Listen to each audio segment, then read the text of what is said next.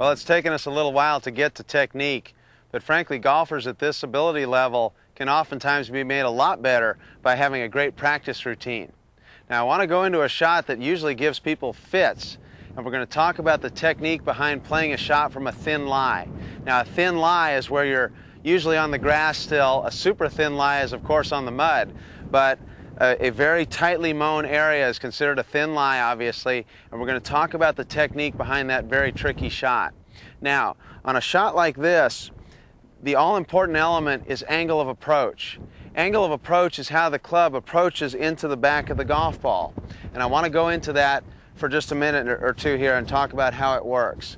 Now, I want you to imagine for a second that if I were to come into a golf shot and hit this far behind it, well, that, of course, would not be a very good result.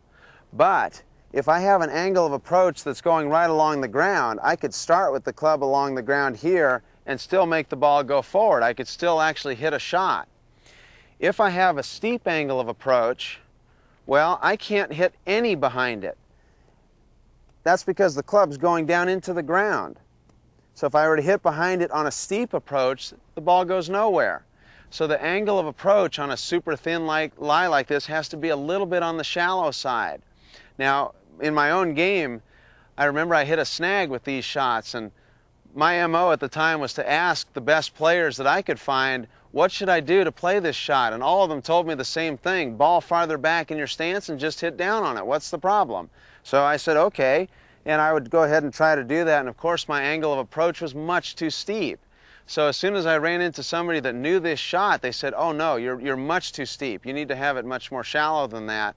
That's when I did a whole lot better on this shot. Now, we do need some angle. In other words, it doesn't go straight along the ground like I just showed. It does come into the ground just slightly. But it does so because of the way I'm standing. When I have my weight a little bit forward and the handle a little bit forward, that gives me the angle that I'm going to need to catch the ball solidly. Now, it's going to feel in terms of the swing as though the club doesn't go up at all. Now, it will, of course, but it feels like the club is going fairly well along the ground. So I'm not going to lift the club up in the air additionally with my wrists. I'm going to go ahead and let that angle be in there because of the way I've stood to the golf ball. So this is really an important element to playing this shot. You're going to get 100% of the angle from your stance, not at all from your swing.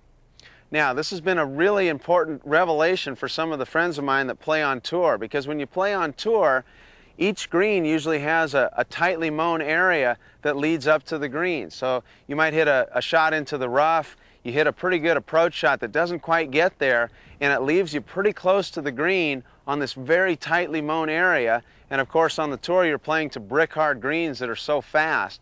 So being able to nip this shot just so is really, really important.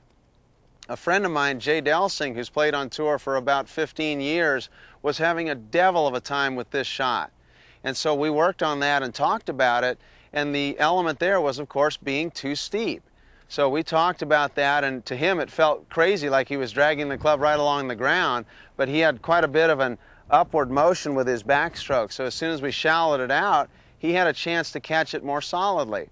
Now, it was also interesting in working with Jay because he had a very just a great method in terms of learning that shot.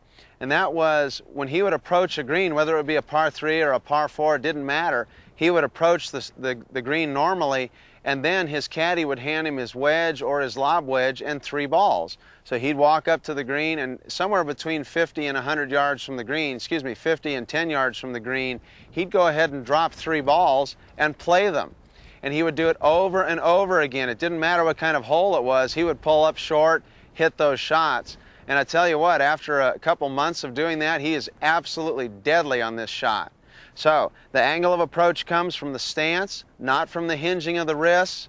And one other thing that's very important, and I say this to people on almost every shot around the green, you want to make sure you're catching the ground in the right place. So what you're going to do is set up right next to the golf ball over here, taking that stance like we just talked about, make a couple of swings. You're not hinging it up into the air a great deal. You're going to go ahead and swing it back and forth and make sure you're catching the ground in the right place.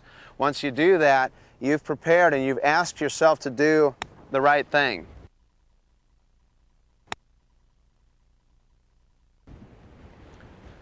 So the shot from a tightly mown area, if you do it right, you can handle it. Don't be afraid of it. So a lot of times that tension when you're afraid of a shot can get you also.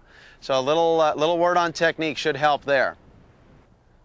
No, your eyes aren't deceiving you. Yes, this is the putting green, and yes, this is my sand wedge.